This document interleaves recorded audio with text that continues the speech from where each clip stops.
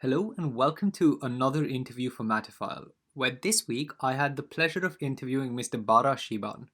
Mr. Baraa Shiban is a Yemeni activist and is incredibly active on social media in advocating for Yemen and human rights in the Yemeni state today.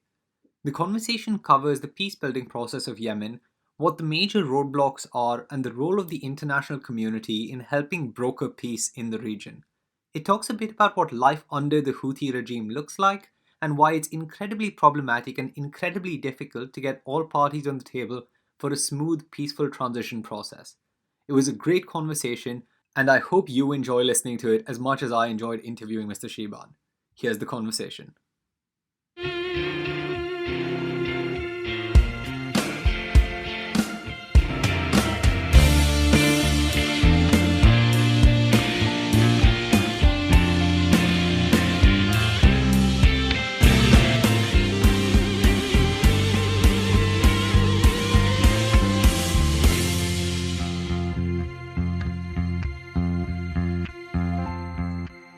So hello and welcome to this episode of Matterfile, where we are honored and I say truly pleased to have with us Mr. Baraa Shiban. Mr. Shiban is a Middle East and North Africa caseworker at Reprieve and has been a consultant of the Yemen embassy in London itself. Thank you so much for joining us today, Mr. Shiban. Thank you so much. Such an honor to be with you. And I want to start this interview going back to the roots of the present day conflict, which is past the Saleh government's demise. And in about 2013 and 2014, when you had the Yemen National Dialogue, of which you were, of course, the youth representative. So, what was the dialogue intending to achieve in 2013 and 2014? And did it succeed in achieving that? What happened there?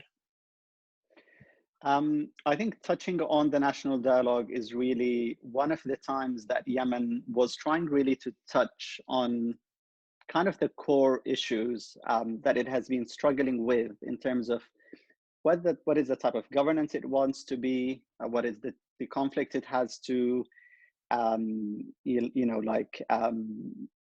discuss openly, what is the mechanism and transitional justice form it has to go through in order to move towards the future. The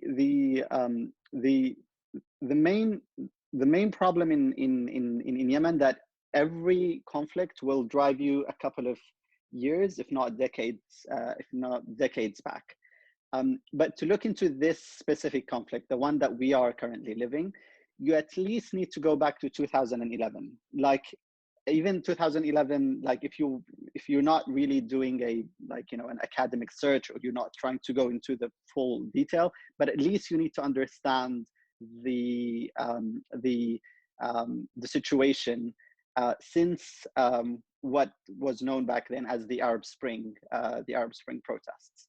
And the Arab Spring protest had a lot of dynamics in it, but within it there was hidden conflicts that the Saleh era was able to basically put it under the carpet. So when the protests happen in the square, the main demand was a very specific demand directed towards Saleh and his family. So there was a clear demand by a huge segment of the public that they need him to step down and his family members. And it was in the light of Saleh trying to pass an amendment to the constitution that would allow him to run indefinitely. And that was kind of the sparking, let's say, incident that led to a series of incidents that followed. Now, after the 2011, there was kind of, I wouldn't say a very smooth transition, but kind of Yemen looked like it was heading towards the right direction. So in terms of, we had for the first time finally a national dialogue, and when I mean a national dialogue, a representation of all segments of society and coming from all provinces of Yemen that were largely excluded from the process for a very, very long time. So one of the main problems that Yemen suffered is that post the unification in 1990, power became very, very centralized. And now a centralized government is not just by itself a problem. The problem is that when a centralized government becomes, overruled by a patronage network, just benefiting a very, very small circle of people, and the demands from other regions of the country started to rise up, saying we feel excluded, we feel we're not part of the government, our voices are not heard, there's no inclusion in the decision making process. What made things worse is Yemen economy has suffered for many years. Now it was looking okay in the era of the 80s, and especially after oil was discovered in the province of Marib in North Yemen, and the discoveries of oil in the south of Yemen should have made it even better. But following the decision by Saleh in 1990 to back or to support Saddam when the invasion of Kuwait happened, the Gulf countries retaliated by expelling a large number of people, close to 1 million people of Yemenis, who would usually send revenues and remittances back to the country, and that led to a collapse of the economy that it couldn't survive until today. Like you can imagine, from 1990, we're living the consequences of what happened back then. So when the oil explorations happened in the mid 90s, yes, there was an increase of people would see that for example, the budget of the government is increasing, but the country as a nation is not feeling that it's actually there is development, that things are moving smoother. And what made things even more difficult is that when Saleh started to put his sons, his nephews into key military positions, and thus the conflict started,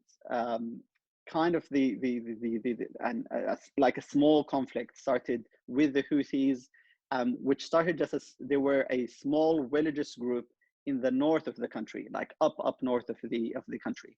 And people didn't see it as a big problem back then because Saleh was able to maneuver his ways through, those small conflicts that have always erupted through his time. Now, what happened is the problem is after 2011, because the transition deal was signed, and it was sponsored. Yes, it was sponsored by the Gulf countries in general, specifically Saudi Arabia, but it was heavily backed by the international community. The Security Council issued a number of resolutions backing the deal and encouraging Yemen to have a vote for a new referendum and a new constitution. This is where we came in. So we came in to put a framework for the new constitution. Hello? Hi. Did I lose you? No, I'm right here. Can you hear me? Yeah, I can hear you well. Sure. So basically the period after 2011, Saleh started to work with the Houthis, although being an enemies of the past, but effectively the state looked weaker than ever before. So you have basically part of the state is working against the transition. So through the period of 2012 and 2013, the Houthis were advancing militarily, and that was basically effectively a coup because the government is losing its capture of parts of the country, and it's losing control of parts of the country, to a rise of a new military wing. And the new military wing is a kind of a mixture between the Houthis, which is a religious group, but also members of the kind of the military who also represent kind of the northern elite of the country, kind of the associates of Saleh. I still believe until today that Saleh didn't thought that it would go this far, that I think he knew at the time that he could reverse the engine and quickly convince, especially the regional powers, that he can come back to power quickly and reinstall law and order back in the country. But as everything, things can go under, like, out of control. And the breaking point was in September 2014, because effectively what happened is you have a militant group that is no longer associated with the process, the government, the basic even forms of governance. They don't really even subscribe to being a political party, and they have been felt like they have been, you have a group that has been growing up in terms of number, recruitment, and being excluded for a couple of years while they're building themselves militarily. So, and I think this is kind of the main flaws of what people don't see, is that when a part of the country is excluded for a number of time, for a period of time, if you have children, and I remember I went to Saada myself in 2007 and 2008, and it was during the fourth war of Saada between Saleh and the Houthis. And I remember very well back then that I met children. There were children at an age of 12 to 13 carrying weapons, and they were, kind of fighting under the Houthi banner. Now, if that child, if I move forward until 2017, that child would have been now 23. All what he witnessed in his life is war. Now, imagine a group of people who have been meeting, recruiting, and campaigning for all that period, and all what they think is that they're going to, this coming war is coming. So the kind of the excluding Saada from whatever was happening in the rest of the country did contribute into the exacerbating of this current the current conflict. So when they took control over Sana'a, it meant that the deal that was negotiated and agreed even within the national dialogue might no longer be necessary, because the deal at its core was agreed that Yemen would move from a centralized form of governance to a federal system, and that we would have a transitional justice process, that we were going to address the grievances of the south of Yemen, but also the grievances of the Saada issue, which is the Houthi, the Houthis' problems that they have been facing with the central government since 2004. But when you have the same militant group are effectively in control over the capital, they might no longer need a federal system, because they are effectively running the show. And things kind of quickly deteriorated from there very, very quickly. So we quickly saw provinces descending into conflict. Houthis able to go in and install their kind of a parallel security structure that is running in parallel to the formal security structure, and this resulted basically into the collapse of the process, and leading to first of all February and March 2015, when the Houthis launched their offensive on the southern provinces. And I think no one expected that the Saudis would intervene. I mean, yes, they said that they would intervene, but given the history, no one thought that they would actually militarily intervene. And so that what happened. 2015, March 2015 came in. The Saudis fought. Saleh, for the first time, although had been a long Saudi and a Gulf ally, for the first time had been in a camp where he's fighting the Saudis. until 2017, when people started, especially in the northern provinces who live under Houthi rule, started to feel exhausted and think that Saleh might have some, final trick under his sleeve that he can pull up at the at the last moment. And that's when he announced a divorce from the Houthis in late 2017. And I think the surprising thing, that the Houthis were very organized, that Saleh really looked like he didn't have anything. They have managed to overrun the military, the security, the intelligence, and effectively stripping him of all the elements that everyone thought Saleh was to pull back at any moment. So I think that's another period of which is the killing of Saleh in late 2017 by the Houthis, and then a cycle of violence that we're still living until today. Yep. I think that sets up the stage for today incredibly thoroughly, incredibly nuancedly. So today, if I'm not wrong, you have Sana'a controlled by the Houthis and a large part of northern Yemen controlled by the Houthi rebels. You have Aden and the south controlled by the Saudi-backed Hadi regime and the internationally recognized Hadi regime. And then you have the southern separatist movement that is also gaining ground in the south for a separate state, which they had before the unification of 1990.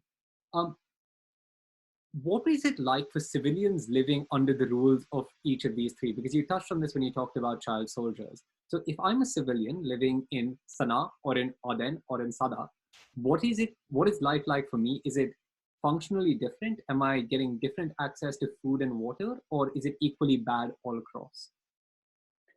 Well,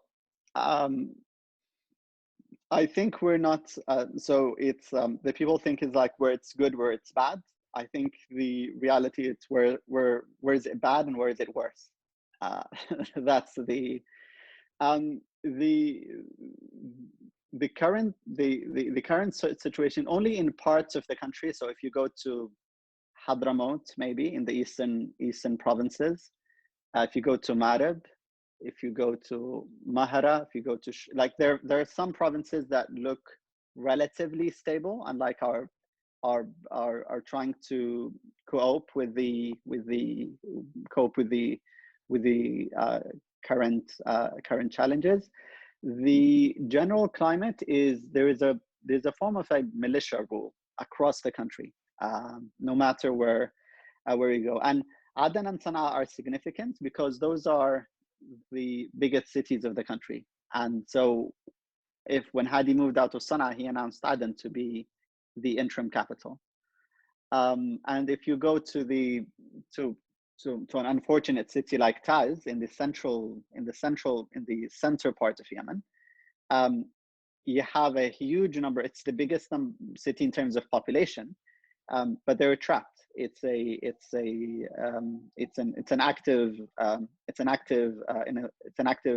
war zone basically, and it signifies how things are not moving in any direction. The Houthis from one side are surrounding the almost all entrances into the city, and you have people in there suffering from dire access to food, water, medicine, and then the food that comes into the city basically is more expensive because if you are a merchant, you're adding the price of the transportation and all of the difficulties you've gone through to get the food into.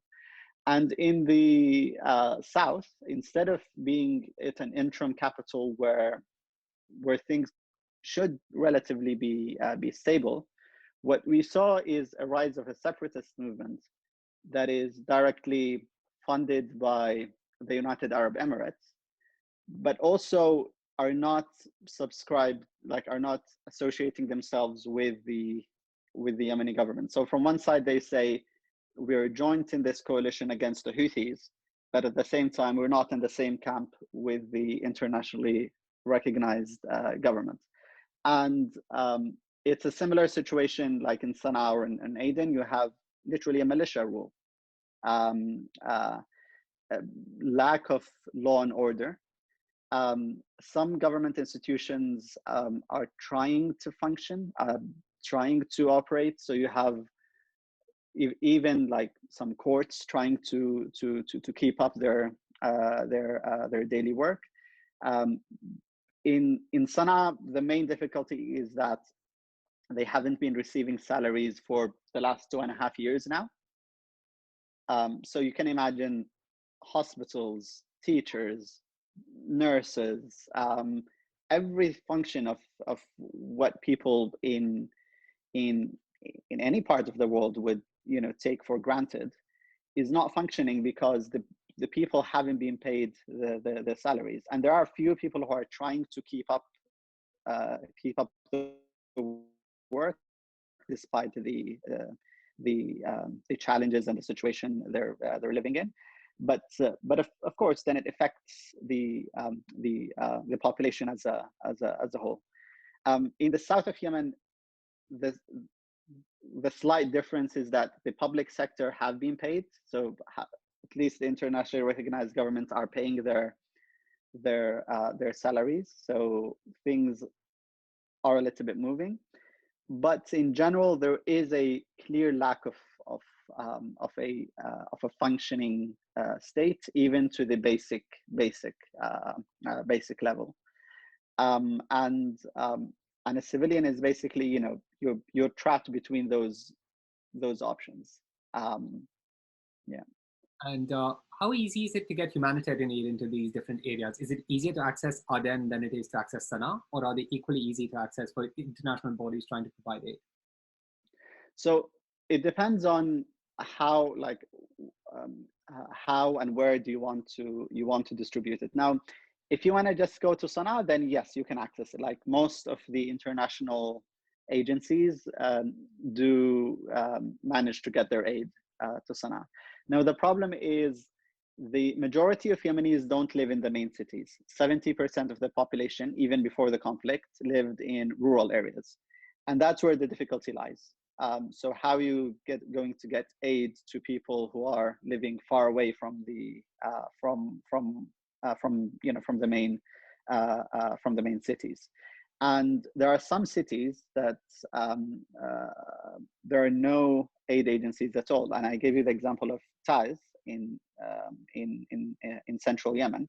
It's the most affected by the conflict, but there is not even a single humanitarian agency operating there. Some of them do work through local NGOs, but it's very, very limited what they do. You can get aid to Aden faster because the port is still functioning and you can manage things. The problem is that once you try to cross it to the Houthis try to exercise themselves as a state. So they want to have customs, they want to have taxes. And if you've been taxed in Aden, they require for you to be taxed again or go through their own, customs. And that basically makes it harder for, either normal businessmen who's trying just to get food to into the country, but also for humanitarian agencies who have always been complaining. And I think the latest was the World Food Program, who have been threatening to stop all of their operations in Yemen. Yeah, that makes sense, and that is quite telling actually. But what about, and you've been incredibly critical of them in the past, but what of drone strikes and airstrikes that have been happening across Yemen? Who are conducting them? Where are they being conducted? And why are they particularly bad as a form of military intervention? Now, if I'm trying to be nuanced in terms of how to approach this, is first of all, you have the drone strikes. The drone strike is a could say is a separate covert operation that is run by the United States, that is run, with or without this conflict, without the Saudi-led coalition or with them. So they have been running the problem, I think, with how drone strikes have been contributing to worsening the situation is, after 2011, the US became so fixated on this idea that its main objective in Yemen is to fight Al Qaeda, while the whole country was moving through a huge transition. When you used to go to to the people in Sana'a, in Taiz, and Aden, and across the country, people are really talking about the future, and that's a very important, and it signifies hope for the entire nation, because they're thinking, what are we going to do? What is the coming elections going to look like? How we're going to move the country forward? While I remember, because I was in the United States in 2013, and I met some congressmen. Everything that was discussed regarding Yemen in DC was about Al Qaeda, as if like nothing else mattered. And it was so significant that when you people were talking, like I used to say, like, you realize people are moving through this is the most important transition in the country's history. Yet all of your resources is being put into this small group in the country, and this, I think, affected how they looked into the situation, because after the signs of a collapse was starting to happen, the international community could have quickly came in to help quickly to push it back and put it back on track, so the collapse doesn't happen totally as we saw in 2015.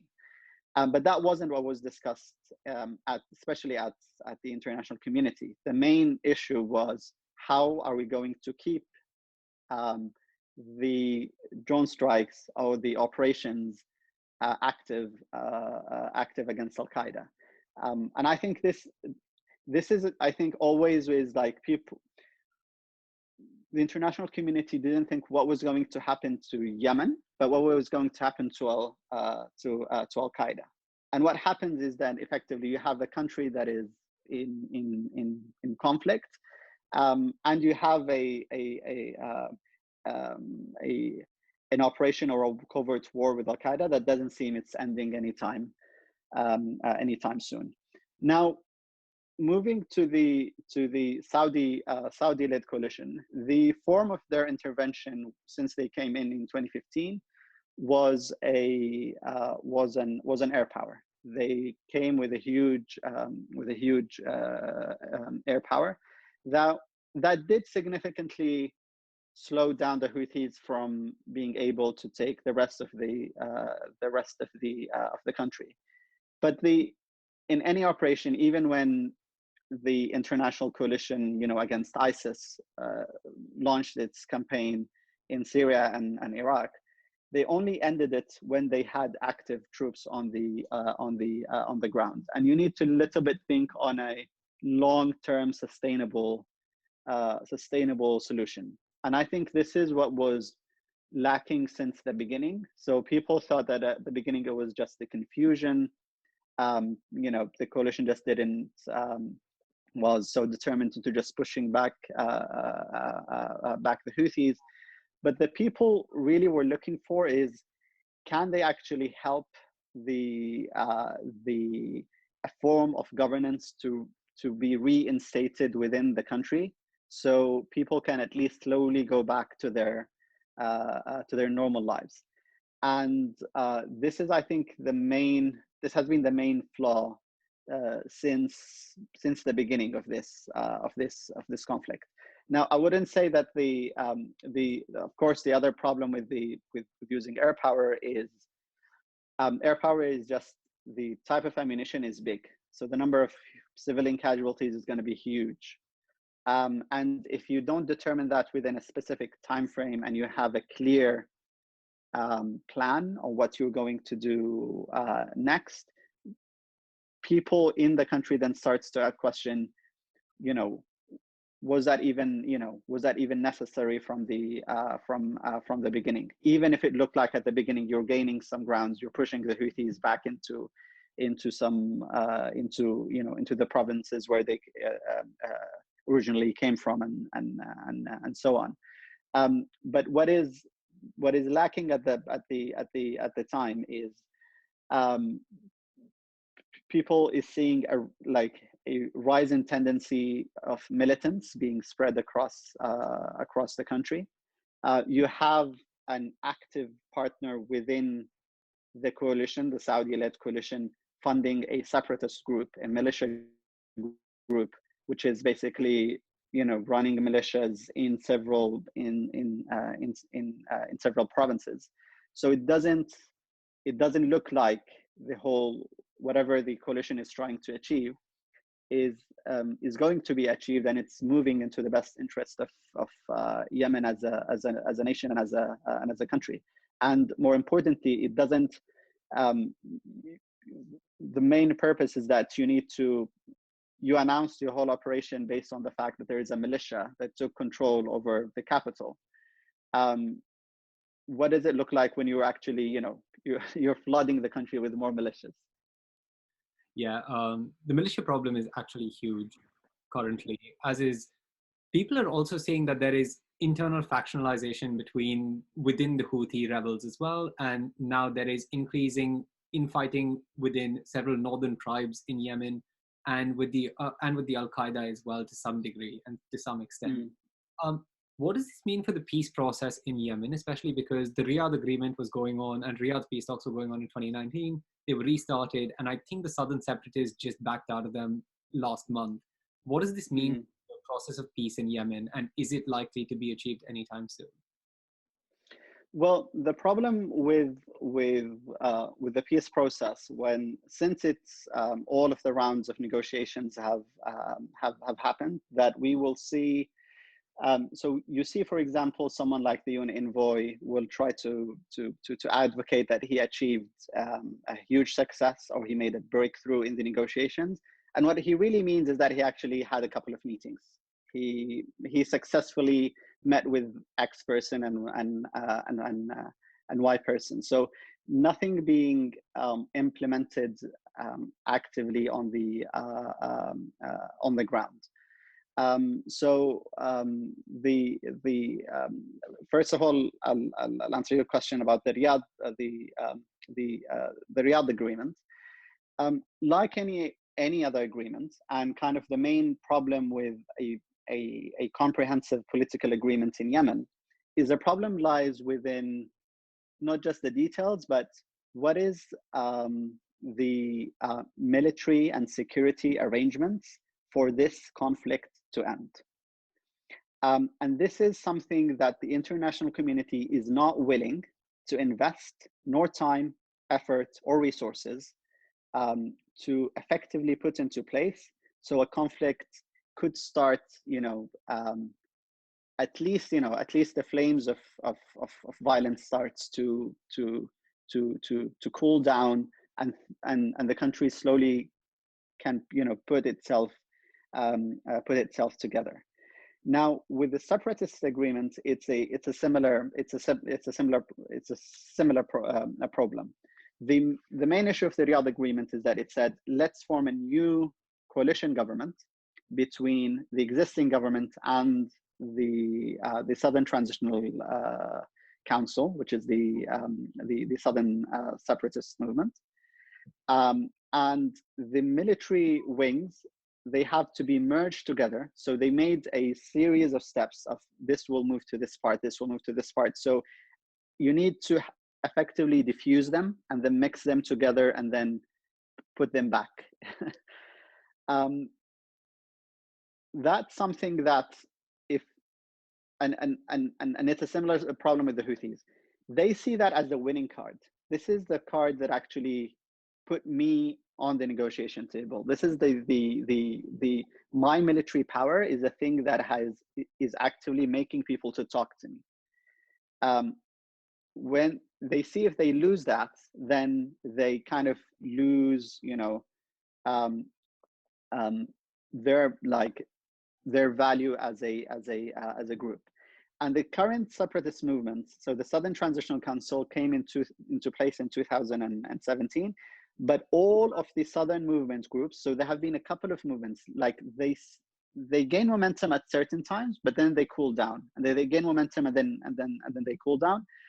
But none of them had a military wing, a military wing with them. Now, adding to the problem, and I think this is one of the problems that Saudis are struggling with at the moment, along with the international community, is they're not willing to address, I'd say, the elephant in the room, which is the reason why also the Southern movement will continue pulling out of the agreement, is you have a partner, which is the UAE, constantly funding them and arming them. So unless you're willing to openly have a frank discussion with your partner about what's happening, the conflict will not end. It's that simple. If I compare that to what happened with the Houthis, so when the Hudaydah Agreement, the Stockholm Agreement came into place, they agreed on the general framework, but of course, to have an enforcement mechanism is the challenge. That's where you actually need to enforce. So because the international community, unless they're willing to send on like peace mission that is actively going to see a demilitarization of the city of Hudaydah, nothing is going to move, because you're just assuming that a process will move because of the goodwill of the both of both sides, and that's not how peace can be implemented. And the other thing is that you have countries, I would say, like the United Kingdom, who is actively engaged in the discussion, is trying to steer the seat, because it's the pen holder in terms of Yemen at the Security Council, but it's not willing to actually invest in it in a way that we say this is how it's going to be implemented. And it looks like they want to support Martin Griffiths as an envoy because just he's British, rather than actually seeing why did it fail? Why did Stockholm? Let's have an honesty. So why did it fail, and how can we, surpass that or not allow for that to happen in the future? Right, that makes sense. And what would an ideal military or security arrangement for a peaceful transition out of conflict look like for Yemen? Will it look like international troops, or will it look like a coalition of current troops that are already present on ground, controlled by different parties? The issue is, it's not really clear. Like no one can, like, it's not a definitive answer. Like this is what it will look like. The way it's going into a scenario where one side is going to exhaust the other side, one way or another. Now that doesn't mean it's going to achieve peace in the long run, but it may, in a couple of years, look like things will cool down, just cool down a little bit. An ideal peace process, yes, you need to oversee a process where you don't have militias on the ground. That should be like your main objective. Say you have a problem on the ground, you have a problem in Sana'a, in Aden, in Taiz, in the different cities. The main problem is that we have militias that are and a lack of law and order. And in order to avoid that, you need to diffuse that. So you can revive parts of the security and the military that existed prior to 2014, but the reality is the current structure is totally different. It's something new. So unless you oversee an active withdrawal of what people see as militants running the streets, and being diffused to a form of a military that is, that answers to a government, and you can actually hold it to account and have some form of accountability. um, the solution will just be hard to implement, um, because what you will see effectively is just different zones, and each zone is controlled by one party or the other, and just waiting for when the coming clash will happen. It's not a sustainable solution. Okay, and I wanted to briefly touch on human rights abuses in Yemen. Um, Mm. what do these human rights abuses look like? Because the Houthis have been torturing prisoners, they've been clamping down on journalists that have critiqued them, and clamping down on any form of opposition that speaks out against Houthi legitimacy. Why is the clampdown this violent, and what can be done about it?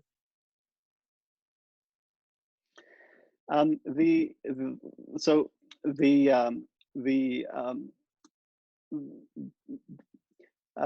Houthis, since they came into Sana'a, so until, I would say, until 2015, the general atmosphere within politicians, within civil society in Yemen was, we need to open up to the Houthis. We need to include them. We need to attract them into the peace process. We need to convince them that actually having a civil state is good for everyone, including including them.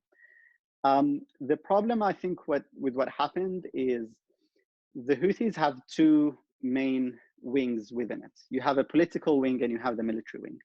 Now, the political wing are the people who they've sent to talk. They sent to the UN. They talk to the diplomats, and they're the ones who used to negotiate with us all the time. So all things were looking nice, pink, and rosy. Now, the decision-making power is within the military wing, and the military wing is some of the individuals who run the military wing go by aliases that people don't actually know their real names. So they actively have been working into creating this parallel structure that would work alongside the state. So it looks like a state within a state, but more powerful, and people would be, let's say, if you're in Sana'a, you'd rather be very, very careful into what you say, who you talk to, creating like a police state in the areas they control. That came into existence after they took Sana'a, and that's, I think, when the civil society were basically shocked of what was going on all of this time, and we didn't realize this was happening. And so when they came into Sana'a, they immediately started to shut down all of the media outlets. And for us, that was one of the big significant achievements after 2011 and the Arab Spring Revolution, is that there was this environment of huge freedom of speech. You can the number of newspapers doubled. You can even go on TV and critique and criticize the government. On people was seeing that on a day-to-day basis. That changed after the Houthis came in. You started then to notice the number of newspapers decreasing, and then today you have 7 or 8 newspapers that are all run by the Houthis, and you would have the picture of their leader on each and every page, which looks like more a propaganda. It has nothing to do with news. So effectively, I mean, if you're a journalist and you're trying to do an actual work as a journalist, then you'll be target. So civil society charities were shut down. Civil society activities were immediately shut down. People were abducted from their homes, from their place of work. I remember in February 2015 when we organized it was a vigil in the anniversary of the Arab Spring protests in 2011. So it was February, and before, we were very concerned about this new tense environment. So we communicated with the Houthi leadership, and we took guarantees from them that we're going to have this, ceremony, we're going to have this protest, but we need assurances from you that no one will be no one will be harmed. They gave us all of the assurances I think I can imagine. Then the moment we started, they surrounded the protest, and then they started chasing people out. We then realized a number of people went missing. And then when we started communicating again with the Houthi leaders, finally they gave us, because there was one person that totally went missing that day. And in the night, they called us back and said, okay, go get your friend. He is in one hospital. It was called Al Ahli Hospital in Sana'a. And I was very concerned, because I said, so he was definitely beaten. He's definitely injured. That's why they took him to the hospital. When we went to the hospital, to our shock, he was already dead. They have beaten him from 5 p.m., I think, until 9 p.m. so severely that he died the moment he arrived to the hospital. This is the environment that you live in under the Houthis. So you be very careful into what you can say, what you can do, and that's why basically a political process in this environment is just unimaginable. You cannot have an active political parties where discussions and debates and elections come into place, where you have this kind of police state is running running the show. And I know this is, again, hypothetical and quite ideal, but how does one stop that police state? Would it require Iran to stop funding them? Would it require more international pressure? How does one make the Houthis become less militant and more amenable to peace? I think the first step is people need to take the Houthis seriously. So people need to stop to deal with it. You can criticize, of course, you can criticize anything. Like you're entitled, and when there is a moral obligation, you're supposed to do that. So criticize the Saudi-led coalition or the Yemeni government or the approach. But you need to address what the Houthis are doing very seriously, and seeing this is the harm they're doing on the civilians living under Houthi rule. So it is not just I know for someone who's just sitting in the UK, they like to chant that it's, oh, let's stop this, arms trade to Saudi Arabia and make this big campaign. Fine, do that. But when you address Yemen, you really have to address, like, don't try to pretend as like the other side is, because you need to address it with much seriousness. So people can at least understand what is really going on. And without, I think, a full understanding, people will not be able to understand what does it mean to live under under Houthis. In my neighborhood, I know there was a charity that was run by a group of youth who used to feed 500 families. That was shut down immediately after the Houthis came in. And the thing is, then you have all of those 500 families left without anyone to look after them. But worse even, when they complained, they started abducting some of them. So this is like, you cannot criticize. You're not even allowed to even show your this distress with the situation. So I think what people who needs to help with Yemen needs to have an honest and a real discussion and serious discussion into onto the Houthis specifically, because a country that will be run by the Houthis is for me a scary, scary future for the country. And it's a country that I think millions of people will constantly be leaving, and will not be, will not be in a better shape anytime soon. Okay, that's pretty dystopian from what's described.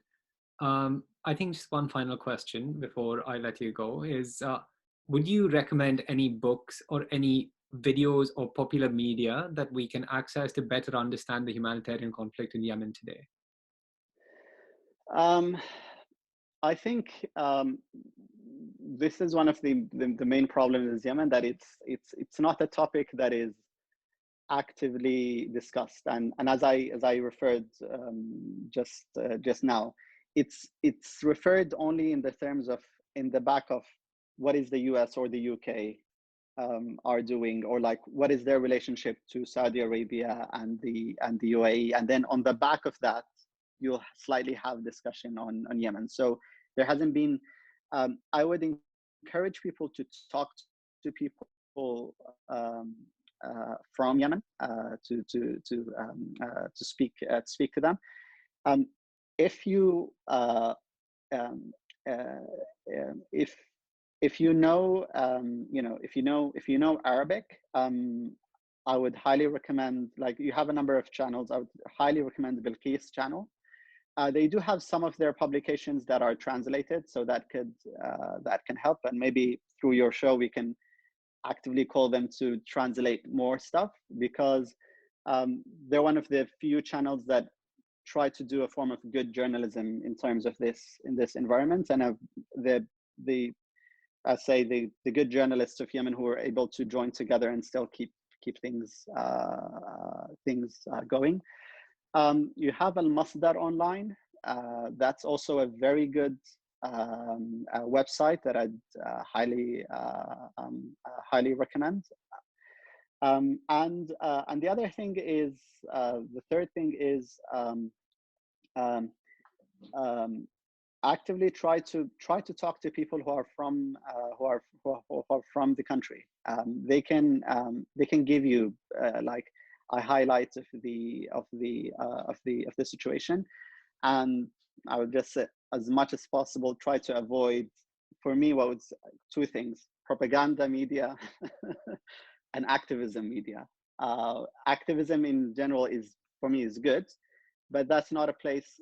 Activism by its definition has also its biases, so you'll not be able just to extract information, or actual facts. Okay. Thank you so much for this interview. It's been incredibly useful and incredibly informative. And I'll keep in touch with you about how the show goes on and keep you updated about what's going on. But thank you so much for joining us today, Mr. Shiban.